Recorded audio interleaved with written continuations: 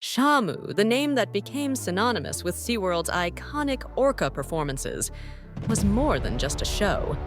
Behind the famous show and the applause of the crowds, a dark and tragic story of captivity, exploitation, and a life cut far too short was hidden.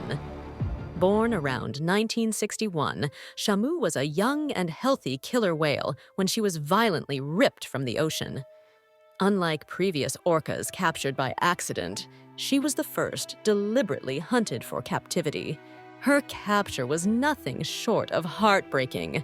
Her mother was harpooned and killed right before her eyes in the waters of Puget Sound, Washington. The young orca, then only 14 feet long, was seized and taken away, her cries lost in the waves. Initially, she was meant to be a companion for Namu, another captive orca, at a Seattle aquarium.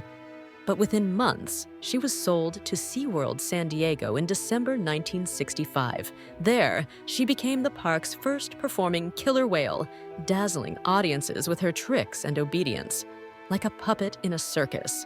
At SeaWorld, Shamu was forced to adapt to a pool-sized concrete tank and endless performances. Every day, she leapt, splashed, and interacted with trainers, all in exchange for frozen fish. Visitors cheered as she obeyed commands, but beneath the surface, she suffered. Orcas are highly intelligent and social creatures, meant to roam vast distances in the open ocean, not confined to concrete tanks. Shamu's frustration and psychological distress began to show in erratic behavior. Over time, the strain of captivity took its toll, and the whale that had once seemed so obedient started to rebel. On April 19, 1971, SeaWorld pushed its limits with Shamu one step too far. For a publicity stunt, a young female employee, Annette Eckes, was instructed to ride the killer whale while wearing a bikini, a move meant to impress the audience. What SeaWorld failed to consider was that Shamu had been trained to respond only to trainers in wetsuits.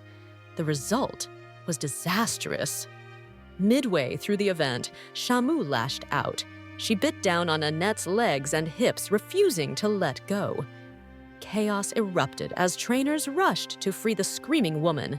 It took several workers and a pole to pry Shamu's powerful jaws apart.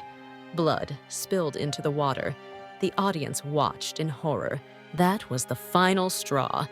After the attack, SeaWorld had no choice but to retire Shamu from performances. But it was too late.